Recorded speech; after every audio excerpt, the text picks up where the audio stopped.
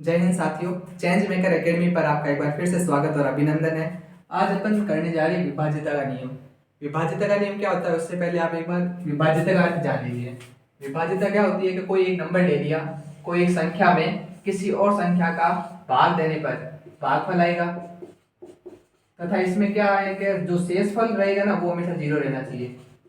शेषफल क्या रहेगा?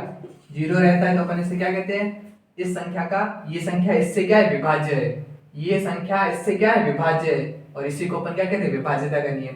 अब ये विभाज्यता का नियम क्या होता है और कौन कौन से है ये मैं आपको एक बार बता देता हूँ। ये क्यों पढ़ना जरूरी है? क्योंकि अपन मैथ में कोई भी टॉपिक कर रहे हैं, प्रश्न कर रहे हैं, उसको हल करने में ये हमारी बहुत ज़्यादा सहायता करता है। अगर हमें इसके बारे में नॉलेज हो तो हम उस प्रश्न को हल करने में काफ़ी कम समय में वो प्रश्न हल कर सकते हैं। और एग्जाम में समय की बचत बहुत महत्वपूर्ण होती है ना। तो यहाँ से अपन समय की बचत करते हुए एग्जाम बहुत ही आसान तरीके से जल्दी सारे क्वेश्चन अटेम्प्ट कर सकते हैं। तो आप पहले एक बार ये देखिए। पहले नंबर पे पहले अपन करते हैं एक से विभाज्य का नियम। एक से विभाज्यता का नियम। विभाज्यता का नियम ये बहुत सरल है, ये सीधा सीधा है, आपसे याद रखो। भाई एक है ना, संख्या एक, वो केवल एक से विभाज्य होगी। एक केवल एक से विभाज्य होगी, केवल एक से ही विभाज्य होगी।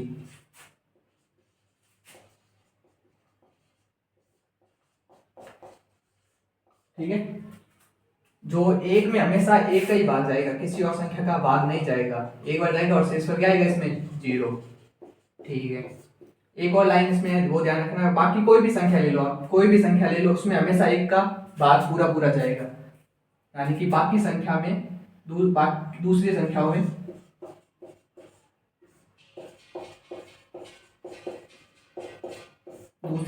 में एक का पूरा पूरा भाग जाता है ना। मैं लिख सकता हूं पूरा पूरा भाग जाता है, भाग जाता है। ठीक है।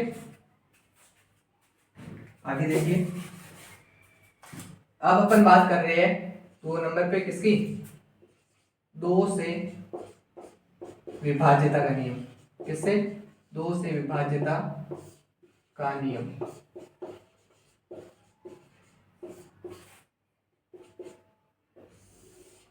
दो से विभाज्यता का नियम। अगर कोई भी अपने पास संख्या है और उसके अंत में 0, 2, 4, 6 और 8 हो तो वो हमेशा दो से विभाज्य होगी। या फिर अपन कह सकते हैं कि सम संख्या, अगर सम संख्या है वो हमेशा दो से विभाज्य होगी। ठीक है। जैसे मैं लिखता हूँ 52/2। इसमें 52 में 2 का भाग कितनी बार जाएगा? 26 बार। तो यहाँ पर मैं क्या बोलूंगा कि 52 दो से विभाज्य है। क्या है? 52 दो से विभाज्य है। कितनी बार भाग जा रहा है? 26 बार। और इसमें शेषफल क्या आ रहा है? शेषफल आ रहा है जीरो। Sorry zero. शेषफल कितना आ रहा है? जीरो। ये एक सरल सवाल है। अब आप देखिए, अब जब अपन कोई भी क्वेश्चन हल करते हैं तो उसमें कैसे होता है? माना मैंने कोई एक नंबर लिया 528 और इसमें मैं भाग दे रहा हूँ 14 का। किसका? 14 का। अब देखो, हमें एक कॉमन, अपन इसमें देखो एक कॉमन फैक्टर ले रहे हैं 2, क्योंकि हमें पता है कि भाई ये 8 है, ये 8 यानी कि ये 2 से संख्या विभाज्य होगी। और हमें पता है ये 4 है, 4 हमें पता है 2 से विभाज्य होगी। तो अपन ये कॉमन फैक्टर 2 ऐसी संख्या ले रहे हैं, हमें पता है 2 है ना, इन दोनों संख्याओं से विभाज्य होती है। तो मैं ये 2 से कट कर रहा हूँ, ये मैंने लिखा है। ठीक है। और ये मैं लिखता हूँ 7। ठीक है। क्योंकि 14 में अगर 2 का भाग देंगे तो 7। इसको मैं लिख सकता हूँ 264/7। अब देखो 264 में मैं 7 का भाग दे रहा हूँ, 264 में मैं 7 का भाग दे रहा हूँ। अगर ये भाग पूरा पूरा जा रहा है तो अपन कहेंगे कि 528 14 से विभाज्य है, अन्यथा ये नहीं है। अब 7 है, 7 का 3 बार 21, पिछड़ा 5, ये 4 नीचे उतारा 54, 7 7 49, 7 बार होते तब आता है। और शेषफल आपका क्या है? 5। यानी कि अब शेषफल 0 आना चाहिए हमेशा, लेकिन यहाँ पे 5 आ रहा है तो अपन कहेंगे कि 528 14 से विभाज्य नहीं है। समझ में आया? आगे देखिए, तीसरा अपन ले रहे हैं 4 से विभाजित। जो कॉमन नियम है ना वो पहले मैं आपको करवा रहा हूँ, जो समान है विभाज्यता का नियम। इसमें क्या होता है कि अब हमारे पास कोई भी संख्या दे रखी होगी, कोई भी संख्या दे रखी है, अगर उस संख्या का इकाई और दहाई अंक, माना मैंने एक संख्या ले ली ये, अब जो इसका लास्ट के दो अंक है ना, लास्ट के दो या तो वो 4 से कटते हो, यानी कि 4 के पहाड़े में आते हो। अब देखो 28, आप देखो 4 से कटता है नहीं कटता है, 4 साते 28, 4 साते 28, शेष को कितना रहा है 0। तो ये मैं कहूंगा कि 728 है ना, वो 4 से क्या है विभाज्य, 728 4 से विभाज्य है, ठीक है। यहाँ पर शेषफल क्या है 0। तो मैं क्या कह रहा हूँ, अपन 4 से विभाज्यता का नियम पढ़ रहे हैं, जिसमें अपन कह रहे हैं कि कोई भी संख्या है उसके जो अंतिम दो अंक है वो अगर 4 से कट रही है तो वो संख्या 4 से विभाज्य होगी, या फिर जो अंतिम के दो अंक है ना वो 2 0 हो जाए। जैसे मैंने लिखा 500, अब देखो इसके दो अंतिम अंक क्या है 2 0 है, तो मैं कहूंगा कि ये 4 से विभाज्य है। देख लो आप, ये 4 का भाग देंगे, 4 का भाग एक बार जाएगा, 5 में 4 गया 1, ये 0 मैंने नीचे उतारा 10, 4 का भाग 2 बार, 8 से 2 आ गया, 10 में 8 गए 2, ये 0 नीचे उतारा 20, 4 में 4 का 20 में 5 बार, ये शेषफल 0 आ गया और यहाँ पर आ गया 5। तो देखो अपने पास भागफल आ गया 25 और शेषफल क्या आ रहा है 0, यानी कि भाग पूरा पूरा जा रहा है। तो मैं क्या लिख सकता हूँ यहाँ पे 4 के विभाज्यता का नियम, क्या कोई भी संख्या के अंतिम दो अंक, या तो दोनों 0 दो अंक, या तो दोनों 0 या 4 से विभाज्य या 4 से कटते हो, तो अपन कहते हैं 4 वो संख्या 4 से क्या है विभाज्य है। चौथा देख लो 8 से विभाज्यता का नियम।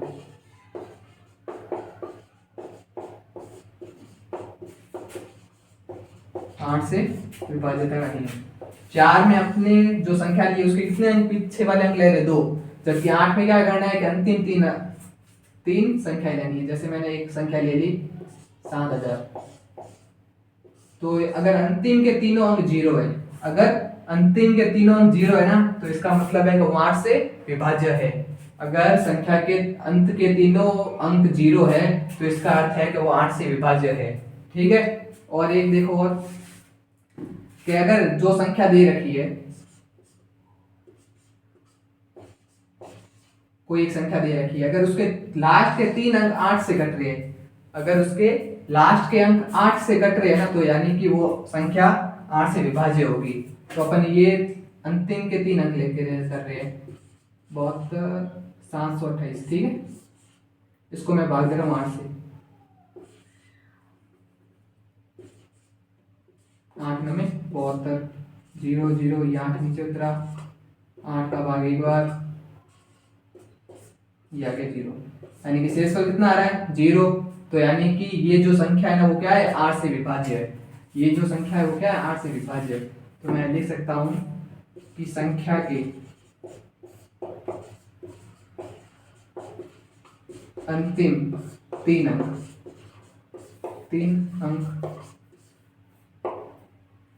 अंतिम 3 अंक अगर तीनों 0 हो या अंतिम जो 3 अंक है ना, अंतिम 3 अंक 8 से कटते हो, 8 से कटते हो, तो अपन क्या कहेंगे कि वो संख्या क्या है 8 से विभाज्य है, ठीक है। नोट कर लो इसको, फिर आगे बढ़ते हैं।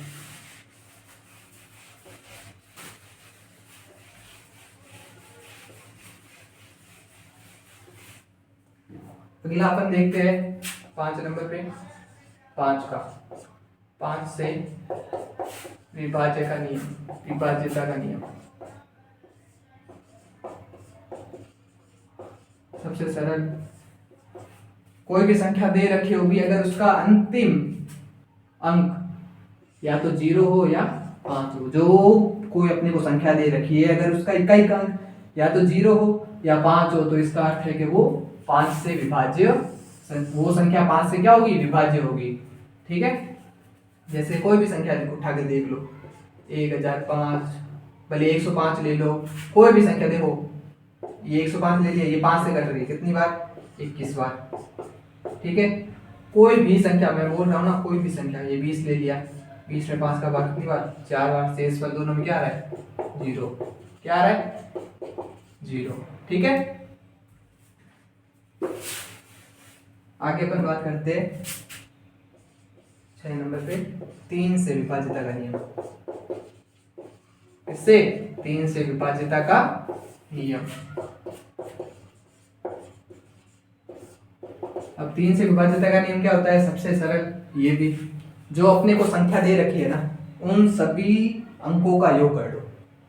जो अपने को संख्या दे रखी है उन संख्या का जो संख्या अंक है ना, उन सभी का योग कर लो। जैसे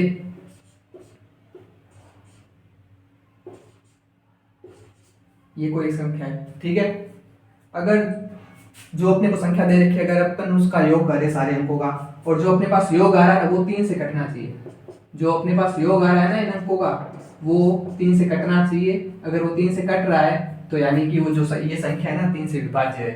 ठीक है, तो मैं देखो 7 और 4 11, 11 और 4 15, 15 और 3 18, 18 में हमें पता है भाई 3 का भाग जाता है कितनी बार, 6 बार। ठीक है सर, या फिर अपन क्या कर सकते हैं, क्या भाई देखो 7 में 3 के पहाड़े में 6 आ रहा है, यहाँ से शेषफल बचा 1, तो 1 को मैंने क्या किया, आगे जोड़ दिया, 1 और 4 5, 5 में मुझे पता है कि 3 का भाग एक बार जाएगा, 3 का भाग एक बार जाएगा, तो वो 3 हट गए, 2 बाकी रह गए, 2 और 4 6, मुझे पता है कि 6 में 3 का भाग 2 बार जाएगा, तो ये 6 भी कट गया। पीछे रहा 3, मुझे पता है कि 3 में 3 का भाग एक बार जाएगा, तो ये संख्या, इसका अर्थ क्या है, 3 से विभाज्य होगी। और इसका आंसर क्या आएगा,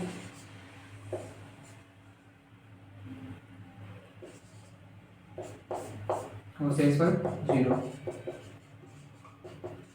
ठीक है,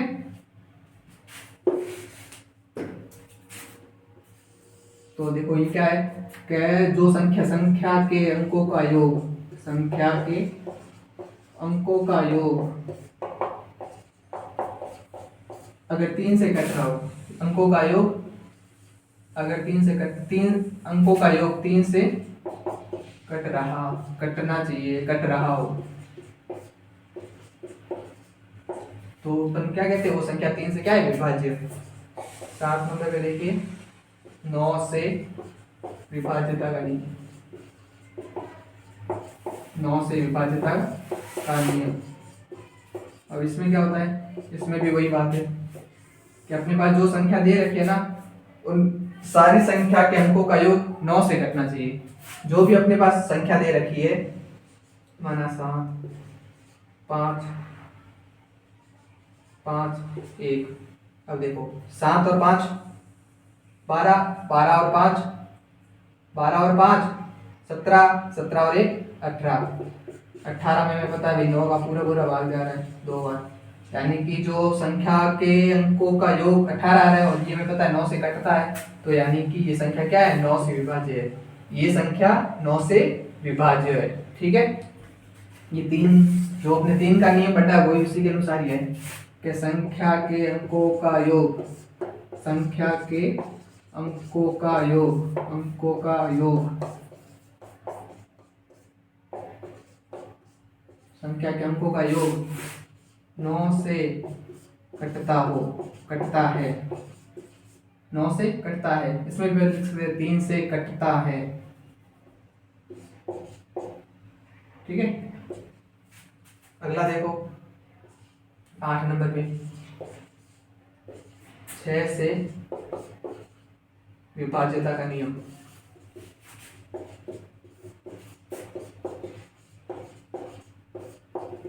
से विभाज्यता का नियम कहता है, इसमें जो हमने 2 का और 3 का जो नियम पढ़ा है ना, उन दोनों को इकट्ठा करके 6 का नियम बताएंगे। जैसे जो संख्या दे रखी है वो अगर 2 से भी विभाज्य हो और 3 से विभाज्य हो तो वो 6 से विभाज्य भी होगी। जैसे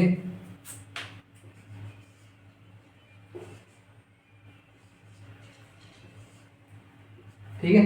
अब देखो हमने ये तो पता कर लिया कि भाई इकाई अंक 0 है यानी कि 2 से विभाज्य होगी। फिर हमने क्या क्या क्या देखना होगा कि ये 3 से विभाज्य है नहीं, तब क्या करेंगे, इन सभी अंकों का योग कर लेंगे। 5 और 4 9, 9 और 3 12, 12 में 0 जोड़ेंगे 12 ही आएगा।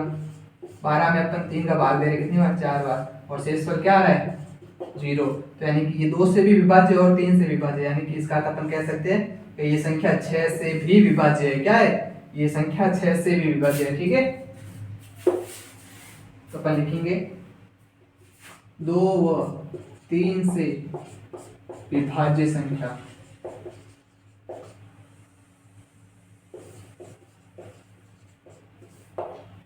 छह से भी विभाज्य होगी।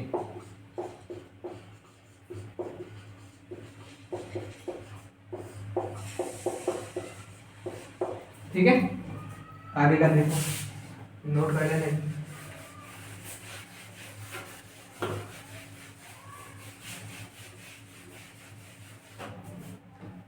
अब एक रहा है कितना, 8 हो गया, 9 पे देखिए 7 का। 7 में क्या होगा, 7 से विभाज्यता का नियम।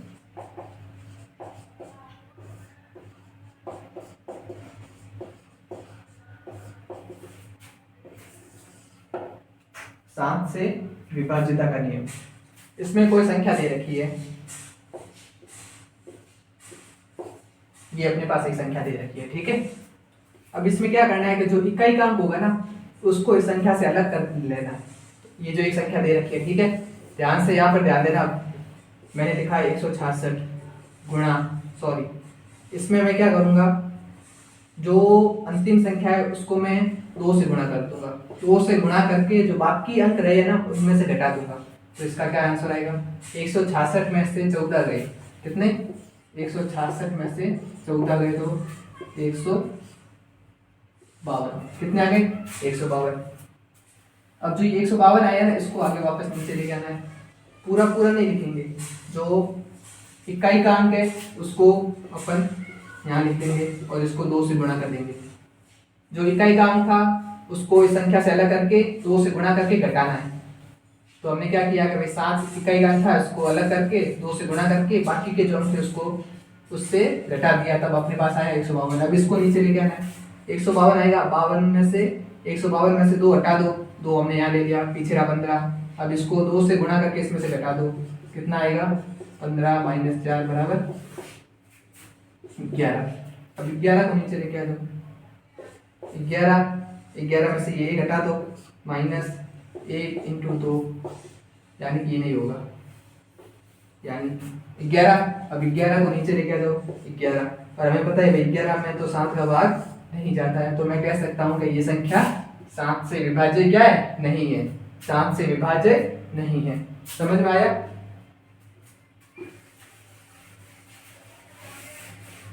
मैं एक और संख्या लेता हूं,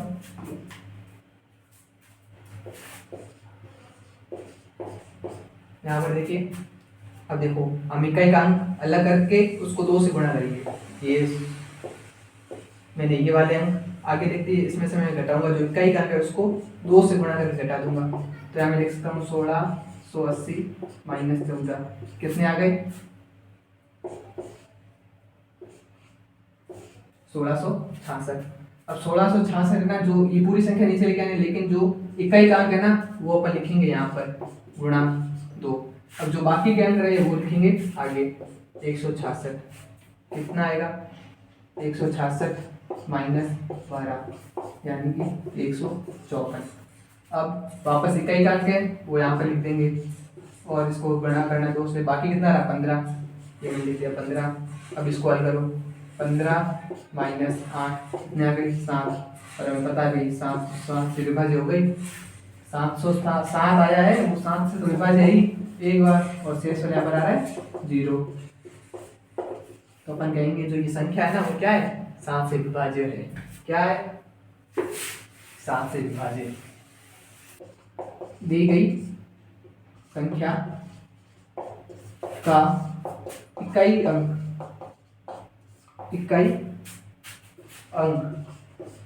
2 गुना करके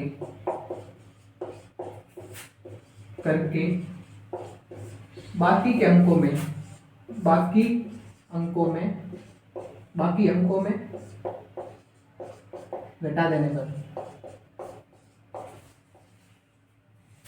पर अंत में शेषफल 7 से कटता है तो वो क्या होगा, 7 से विभाज्य होगा। ठीक है, अब देख लो दशमलव अंक। एक अपन देखते हैं 11 का, किसका, 11 का, 11 से विभाज्यता का नियम सबसे सरल है ये भी। अपने पास कोई भी संख्या दे रखी होगी, माना ये अपने पास संख्या है, इसमें क्या होगा कि एक अंतर कम पद, यानी कि एक को छोड़कर दूसरा पद, यानी पहले अगर मैंने ये पद लिया है तो इसको छोड़ना है, अगला पद लेना है, और अगर मैंने ये पद लिया है तो एक को छोड़कर मुझे ये वाला पद लेना है। ठीक है, तो एकांतर पदों के योग के अंतर, यानी कि मैं इसको इससे जोड़ूंगा और इसको इससे जोड़ के इसमें से घटा दूंगा। 1 और 3 4 माइनस 3 और 1 4 को जो पहली वाली संख्या उससे घटाना है, कितना आ गया, 0। अगर शेषफल या तो 0 आए या फिर 11 आए तो वो 11 से संख्या क्या होगी, विभाज्य होगी। ठीक है, जैसे एक बार और संख्या में बता देता हूँ, 1672। अब इसमें देखिए 1 और 7 कितने हो गए, 8 माइनस, और ये 6 और 8, 6 और 2 8, शेषफल कितना रहा है, 0। ठीक है, यानी कि अगर शेषफल 0 आए या फिर 11 आए तो क्या होगा, वो संख्या 11 से क्या होगी, विभाज्य होगी।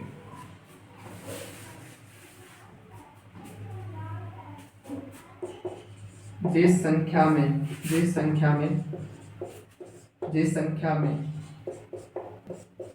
एकांतर अंकों का योग अंतर 0 हो या 11 हो या 11 से कटता हो या 11 से कटता हो, तो वो संख्या क्या होगी, 11 से विभाज्य होगी। तो आज की अपनी क्लास यही समाप्त होती है।